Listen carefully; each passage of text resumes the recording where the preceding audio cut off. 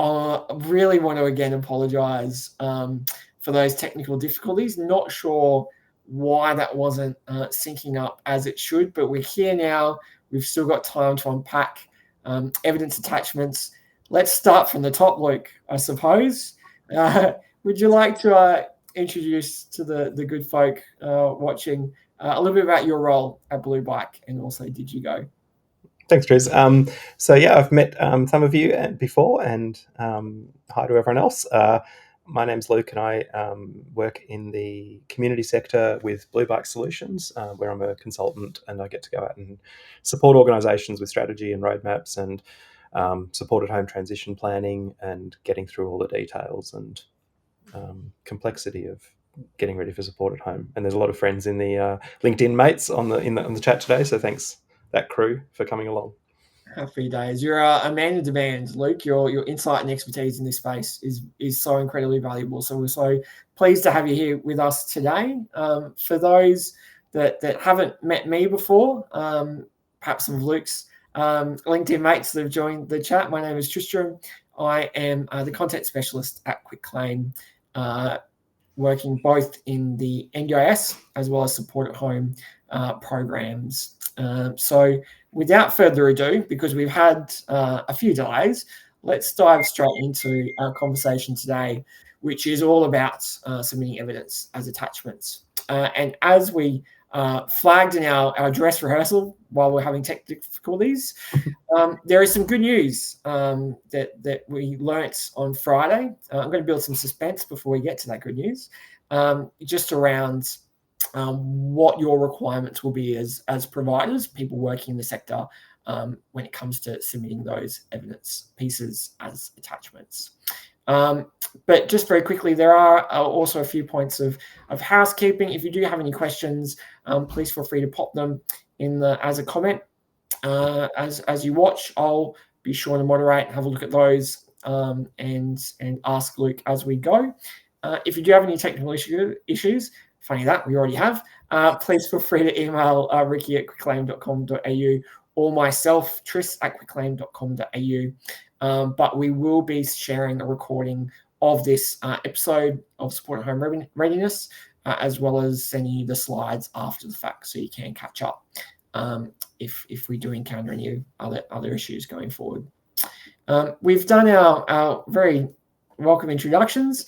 So yeah, let's dive straight in. So for some context, just to set the scene, what were exactly envisaged by these evidence attachments, Luke, and what was their purpose under the Support at Home program?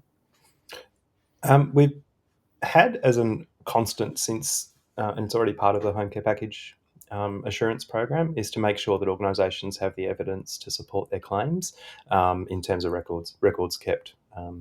And the change that's probably most material and caused this spike is the requirement under a line item level claiming model to submit individual parts of evidence with each line item that it's required for. And that's essentially, these are quotes from subcontractors, or they could be receipts for things, they could be invoices. There's a whole array of types of documents that can be submitted as attachments and are required. And it's certainly something that's been quite disruptive the last couple of months, as we've come to realise just how unwieldy this process will be. And in an environment of constant change and being dynamic, we can book a LinkedIn Live with a particular pain point as a topic, and then come Friday, that pain point gets a heck of a lot of relief. So certainly, yeah, we've had really good news on Friday in this regard, and I can go to that now if you want. Triz, just no, it's a great show. Let's shout it from the rooftops. What was that news on Friday? Buried in, it's not an announcement, it's actually buried in a technical document from the government that they published, which is a document called the Claiming Rules, which is between the Department of Health, Disability and Aged Care and Services Australia. And it's basically the requirements of what Services Australia need to build in their system to make all the claiming work. And that has in it BR number 8, a very special little business requirement that now includes the word optional when it relates to the uploading of evidence for a whole range of services that previously that was going to be mandatory for. And the one that's caused the most consternation in the sector has been the indirect transport or travel related receipts. We were basically facing a scenario where every single taxi trip had to be have an attachment basically uploaded for that taxi trip to be paid for, so cab charge receipts and things like that, which was going to be tens of thousands of items that had to be claimed with a manual process.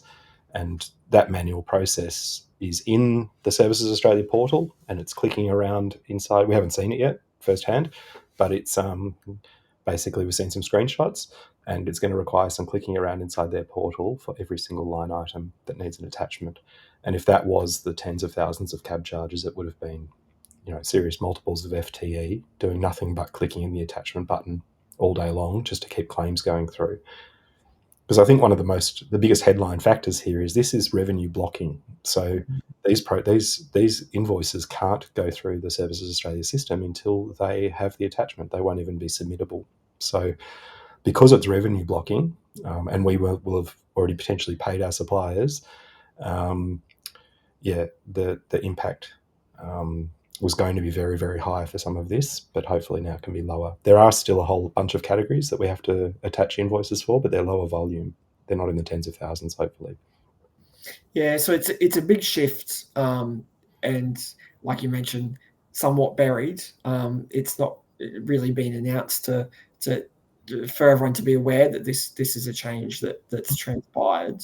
And sorry, there is a nuance. Someone in the chat just raised a really good point, which is we start on November 1st with a whole cohort, 300,000 transitioning HCP clients. And that number of clients, they're not required to have an assistive tech and home mods budget from day one unless they don't have any unspent funds. And the claiming happens against the requirement for evidence now is against the high category assistive tech and home mod items. So not 100% clear yet, but as somebody's pointed out, there'll probably be a level of a creeping volume of this transactional activity that has to be done, because it won't be straight on December 1st, first claims that it all necessarily hits us. It could be through the months of January, February, March that we start to have a creeping admin problem we've got to watch out for. Yeah, and so in terms of that admin and how people need to submit this evidence, so it's through the aged care portal. Do you mind just sort of elaborating a little bit? Like, obviously, you touched on the screenshots. We're relying on those to understand this process. But where does this sit? And like you said, will be revenue blocking for those that can still require it. So if I'm an aged care provider, I've managed to successfully deliver a service to a client. We know we can't, everything's in arrears in the world of support at home. So we've got to deliver a service first before we can submit a claim. I've done everything right. I've got my invoice data ready in the right format to upload it into the Services Australia portal. Could be a CSV file, could be a manual data entry, or it could be an integrated system. But I've got my data ready as an aged care provider, and I'm ready to submit it in the right format. And then a percentage of all of those claims will just hit a red stop sign and say these invoice line items can't proceed until an attachment is made.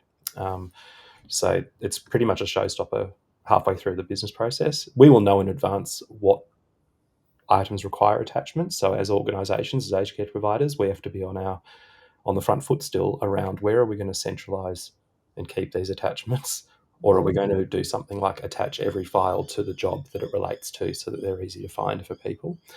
So some business process changes and enhancements, but ultimately someone has to do the clicking of actually clicking inside the portal to say this file goes to this invoice line item.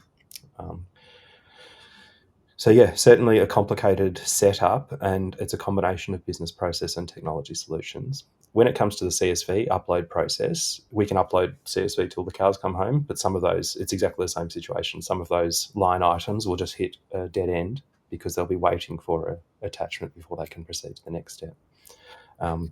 We're very grateful, though, that a lot of the rules have been relaxed so that a lot of things can now go through without that blockage, but there's still a number of things that will require it.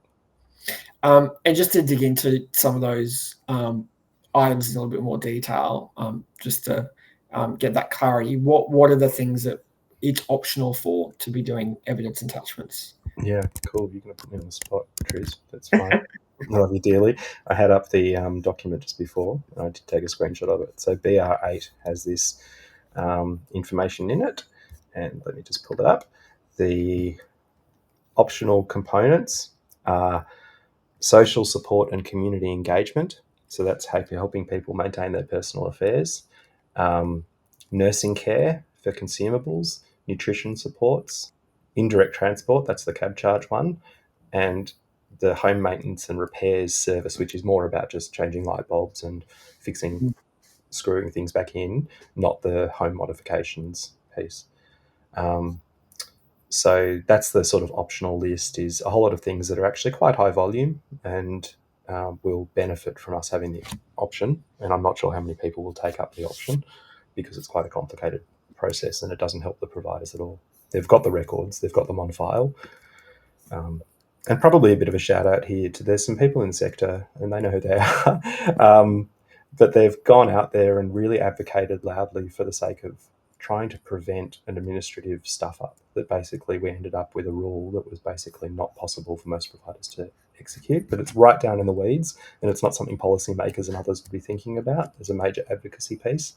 But it reflects really well on the department, I think, and Services Australia, that they've shown this consistently over the last 9 months. Some major topics and some minor topics have been changed and adjusted to try and take risk out for the sector, and I think that's to be commended. Like it's now been a repeating pattern. We wish we would hear about these things earlier, but the fact that the big problems, the big things that are kind of red flashing lights for go live, a lot of those are being addressed as much as they can. So we've got fewer and fewer things that are basically on a list of we're going to have to go live with something really, really tricky. Yeah, and I mean, kudos to the people involved in the sector that spoke up and advocated for this change, and also to the department for listening. I mean, it's often a very bureaucratic system to navigate, and so we do need to celebrate the good things when they do happen. And the fact is that this will massively reduce the administrative burden for providers as they approach that November 1 deadline. And I suppose a shout out to two of the channels that are there for the business to government piece. And one is the Sector Partners Forum, the Digital Transformation Sector Partners Forum with the department, and also the Developer Liaison Community with Services Australia. Both of those parts of those departments have made themselves really accessible, and also, brought feedback, real live feedback from webinars and Q&As and everything else back upstream, and it seems to be making a difference. Yeah, perfect. So the snapshot for those watching is the fact that we had this very small bit of news buried and shared on Friday, which will reduce that administrative burden, but there is still a requirement for including home modifications, Luke, to go through this process of submitting evidence as attachments. We run through that a little bit with you today, and do need to stress that there is that still potential for some revenue blocking. This does need to be done well, both through either bulk CSV uploads or through the aged care portal, to ensure that you don't have those pain points when it comes to cash flow. And probably, Triz, it's worth talking a little bit about what does it look like to have a well wired up end-to-end process for this. The minimum administrative impact. What's the minimum administrative impact we can carry? Somebody still probably has to attach an attachment to something. We would expect that to be care partners attaching invoices to jobs and things like that in the core systems, in the CMS platforms. That task won't go away. There's no systems out there that are so smart that they can automatically grab any attachments that are associated with the record and say, here's the magic list of attachments you'll get. So I think we'll still have humans having to do that new task in any system, in any solution. But the desired state for us as technologists building systems around this is to say, well, shouldn't it be possible that if the claiming engine that we have detects that an attachment's going to be needed, it uses the ID number that we gave it for the invoice, the special reference ID, and it reaches into the system and pulls out the attachments that are associated with that specific job. So we want to try and reach a point where it's a hands-off from the point that you attach a file to a job, that's sort of the target state we can aim to get to from an automation perspective. The last time we have to touch the attachment is just attaching it to the job, and the engine can come along and pick it up when it needs it. That's kind of where we'd love to get to. One step back from that is, if I still have to do a manual process of uploading an attachment, can I find a more efficient way than doing it through the Services Australia portal, which is basically the sticking point. Is you've got a very small number of people with access normally to that environment. It's not really a great user experience necessarily, no criticism, but it's not going to be as familiar as other CMSs, and it's probably not going to be optimized for the absolute best user experience and fewest clicks. So that process of having to log into the portal and still go and find the attachment and attach it is still going to be very fiddly. Could be minutes, realistically, could be minutes spent logging in and doing the task. So not trivial. And if we can halve the time it takes to do that by saying, well, there's an alternative way of getting the attachment into the invoice, we should be looking at those opportunities too. Yeah, no, it's I waffled on a bit there, but that's basically the principle of automation around this stuff, is to reach in and grab those attachments and make it a lights out process. Yeah, no, it's a great call out, and what needs to be done to make it work in practice, because there's a whole lot of complexities, not just around attachments, but claiming in general, that we need to ensure that all those pain points are removed as much as possible, so that providers can be paid for services that they're delivering, and good quality services as well at that. I've been monitoring the chat. You've sort of answered some of the questions that are coming through. Kim asked around CMS providers being all over this. To Kim's question of what our CMS providers can do for us. So I think there's client management systems that are going to hit go live with full end-to-end automation into Services Australia, where they have done the full suite of API calls and setup and configuration. And what that looks like is that lights out scenario of all we had to do was attach the file to a job or something, a case note or something that's got the right reference ID, and the client management system does that heavy lifting of getting the attachment, plugging it into its claim and sending it off. If that client management system has a full sweeping integration into Services Australia and all the features. There's not a lot of those software systems out there. No one's been able to demonstrate this 100% yet, because no one can until the APIs get enabled on November 1st, typically December 1st.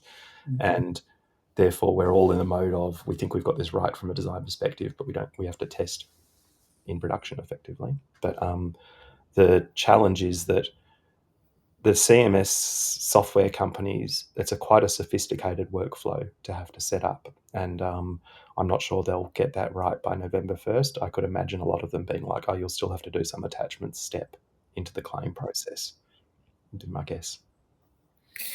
Goodness gracious, it's a good thing that we weren't going live on July 1st. What could we have done? Yeah, I think through this.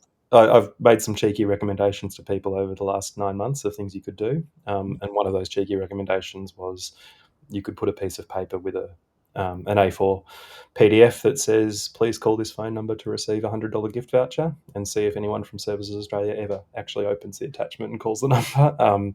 I just think we know that it's being requested as part of an assurance program. It has no functional impact on claiming. Nobody is reviewing these documents in line with approvals that we're aware of.